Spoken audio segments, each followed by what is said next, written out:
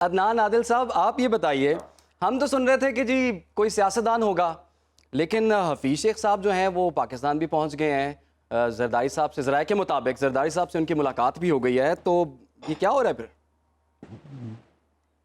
دیکھیں، وہ ایک ماہر معیشت ہیں، ٹیکنوکریٹ ہیں. ہمارے ہاں رواج رہا ہے کہ ٹیکنوکریٹس کو نگران وزیر اعظم بنایا جاتا ہے. جیسے معین قریشی صاحب تھے، وہ بھی امریکن تھے اور کہتے ہیں کہ وہ شلوار بھی غیلت سے پہنتے تھے، یعنی لوکل کلچر سے اتنے نامانوس تھے وہ.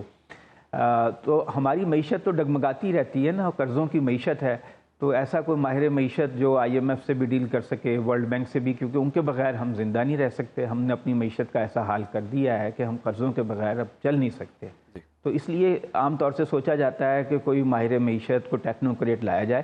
ابھی رانا مبشر صاحب نے ایک ایکس بیوروکریٹ کی بات کی، تو اس سلسلے میں ناصر کھوسا صاحب کا نام جو ہے وہ خاصا گونج رہا ہے کہ وہ چیف سیکریٹری پنجاب بھی رہ چکے ہیں اور ان کا ایک رسپیکٹڈ شخصیت ہیں. ان کے بارے میں عام طور سے تاثر یہی ہے تو عدنان صاحب قطع کلامی کی معذرت، پارٹیوں کے لیے ایکسیپٹیبل ہوں. آپ کو لگتا ہے پھر راجہ ریاض صاحب کو آن بورڈ لینے کے ساتھ ساتھ آئی ایم ایف کو بھی پھر آن بورڈ لیا گیا ہے؟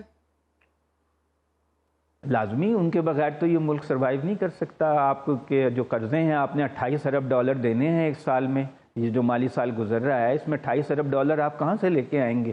آپ کا 7.5 ہزار ارب کا بجٹ کا خسارہ ہے، آپ کا $28 ارب کا بیرونی ادائیگیوں کا خسارہ ہے. تو آپ تو غیر ملکی امداد کے بغیر سروائیو نہیں فی الحال کر سکتے. آپ نے اپنی معیشت کو بنایا 50-60 سال میں اس طرح ہے کہ قرضوں کی بیساکھی کے بغیر معاملہ چل نہیں سکتا. تو امریکہ کی مدد کے بغیر، آئی ایم ایف کی مدد کے بغیر اس وقت تو سروائیو کرنا بہت مشکل ہے. اور اپنے جو آپ جو کہتے ہیں جس کا کھاتے ہیں اس سے آپ شرماتے ہیں، منہ کھائے آنکھ شرمائے، وہ والی بات ہے. تو آپ کو عالمی برادری کے تحفظات بھی دور کرنے ہوتے ہیں اور ان کے جو مطالبات ہیں ان کو مد نظر رکھنا ہوتا ہے ہر فیصلہ کرتے وقت. تو یہ کوئی اتنی سیدھی سی بات نہیں ہے. ہمارا جو حکمران طبقہ ہے اس کی اتنی مجبوریاں ہیں کہ اس کو عالمی جو برادری ہے اس کے مطالبات کو بھی اپنے کنسیڈر کرنا ہوتا ہے. اور اس میں اب اس وقت تو بہت ہی ایمرجنسی کی صورتحال ہے پاکستان کی. آپ کو پتہ ہی ہے کہ ڈیفالٹ سے بچتے ہیں، پھر ڈیفالٹ، پھر بچتے ہیں، پھر ڈیفالٹ کی طرف جاتے ہیں. تو میرا خیال ہے کہ ابھی سیاستدان تو کوئی بھی ایسا نہیں ہے جس کی وابستگی نہ ہو. اگر ایک پارٹی کے لیے قابل قبول ہوگا تو دوسرے کے لیے نہیں ہوگا. اور ہماری پولرائزیشن اتنی ہے اور ایک پارٹی کو تو بالکل ہی کھلے لائن لگا دیا گیا ہے. نیوٹرل بندہ ہونا چاہیے اور وہ صحافی ایک نیوٹرل ہوتا ہے. آپ نے تو ویسے نظم سیٹھی کا نام بھی لیا تھا، تو ویسے تو ہمارے اس پینل میں بھی بڑے نیوٹرل صحافی ہیں، کسی ایک کو کنسیڈر کر لینا چاہیے تھا. نہیں، میرا خیال ہے یہ اچھی روایت نہیں ہے. صحافیوں کو سیاست سے دور رہنا چاہیے، ورنہ ان کی کریڈیبلٹی پہلے ہی بہت حد تک متاثر ہو چکی ہے، مزید متاثر ہوگی.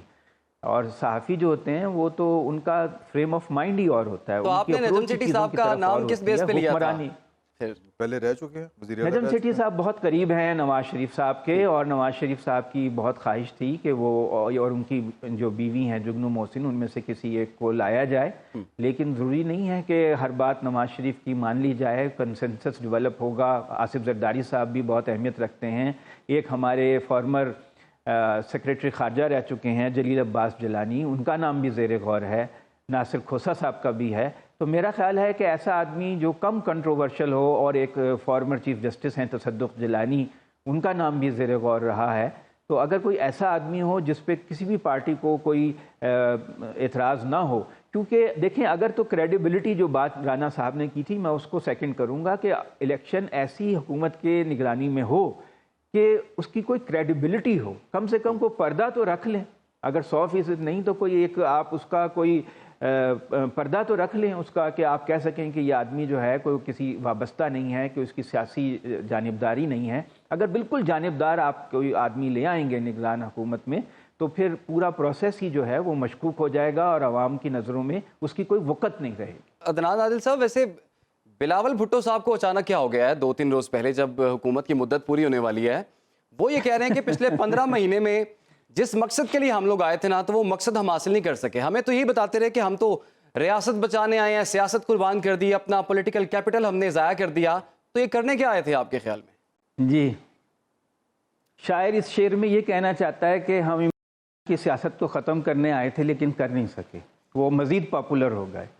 تو اب تحریک انصاف تو ختم نہیں ہوئی. ان کا خیال تھا کہ اقتدار سے نکلے گا تو لندن بھاگ جائے گا. ہمیں یہی کہا کرتے تھے ان کے مخالفین، یا پھر وہ جیل برداشت نہیں کر سکتا، جیل بھی وہ برداشت کر رہا ہے اب تو، اور مقبولیت بھی ان کی زیادہ ہے، جو آپ نے دیکھ لیا پشاور میں حویلیاں کے الیکشنز میں، اور ویسے بھی جو جب ان پہ پابندیاں نہیں تھی تحریک انصاف پہ تو ان کے جلسے بہت بڑے بڑے تھے، ضمنی الیکشن بھی وہ جیتتے رہے۔ تو شاعر جو ہے وہ اس بات پہ اپنے دکھ کا اظہار کر رہا ہے۔ بلاول بھٹو زرداری صاحب کا بڑا خیال تھا کہ وہ اگلے وزیر اعظم بن جائیں گے، اس کا بھی اب چانس کوئی نظر نہیں آ رہا ہے۔ بالکل ٹھیک کہہ رہے ہیں عمران شفقت صاحب کہ ری سیٹ کرنا چاہتے ہیں، لیکن ری سیٹ کی تو بہت دفعہ کوشش ہو چکی ہے۔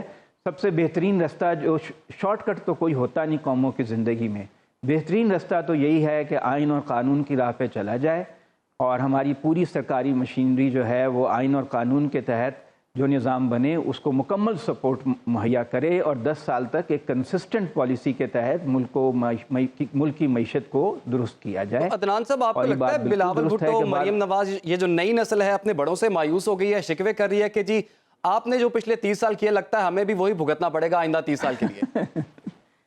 اب آپ جتنا ان کو تن رہے ہیں، ان کے وکیلوں تک کو جیلوں میں ڈال رہے ہیں، اور جس طرح ان کے ساتھ آپ انتقامی کارروائیاں کر رہے ہیں، مقدمے، گرفتاریاں، تو پھر وہ کلچر تو آپ نے نہیں بدلا نا، یہی 90s میں تھا۔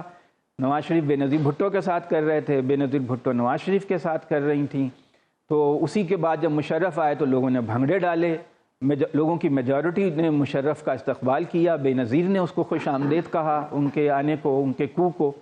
تو وہی جو آپ ایک دوسرے سے انتقام لے رہے تھے، ہمارے سیاستدان جو ہیں اتنے ناقبت اندیش ہیں، اپنی لڑائیوں کو مینج نہیں کر پاتے کہ پھر غیر آئینی قوتیں جو ہیں وہ مداخلت کرنے پہ مجبور بھی ہو جاتی ہیں اور ان کو کوئی تالا آزما بھی موجود ہوتے ہیں۔ تو اب بھی اگر آپ سیاستدان جو ہیں وہ اپنی دشمنیوں کو اتنا بڑھا رہے ہیں تو اس کا نتیجہ تو اچھا نہیں نکلے گا۔ ان کو مینیجبل حدود میں رہنا چاہیے اور آئین کے اوپر گاربند رہنا چاہیے۔ یہ رستہ سلو ہے لیکن اس کی کوئی منزل ضرور ہے، لیکن جو شارٹ کٹ ہے اس کا پتہ نہیں کہ اس کی کوئی منزل ہے یا نہیں۔ رائٹ، مجھے چھوٹی سی بریک لینی ہے، لیکن وہ عدنان صاحب بڑی ٹھیک باتیں کر رہے ہیں، بالکل ٹھیک کہہ رہے ہیں، لیکن اس دفعہ یہ جو سارا گند ہوا ہے نا وہ خان صاحب نے کیا۔ کل تک وہ یہ 2 دن پہلے انہوں نے جو تقریر کی تھی نا اس میں کہا تھا کہ سب قوم کے لیے بیٹھ جائیں، ملک کے لیے بیٹھ جائیں۔ جب وقت تھا تب تو بیٹھتے نہیں تھے، جب وقت ہاتھ سے چلا گیا تو پھر وہ جو سر یہ کسی سیاستدان نے وہ حدود کراس نہیں کی جو صاحب نے احتجاج کے نام کے اوپر کی یا سیاست کے نام کے اوپر کی، تو ان کا جو ہے وہ قیمت پھر یہاں پر تو سیاستدانوں نے تو کچھ نہ کر کے بھی دی ہے، انہوں نے تو بہت کچھ کیا۔ اگر آپ غیر جانبدار اور بے لاگ تجزیوں اور تبصروں میں دلچسپی رکھتے ہیں تو ابھی سنو نیوز کا یوٹیوب چینل سبسکرائب کیجیے اور بیل آئیکن پہ کلک کیجیے۔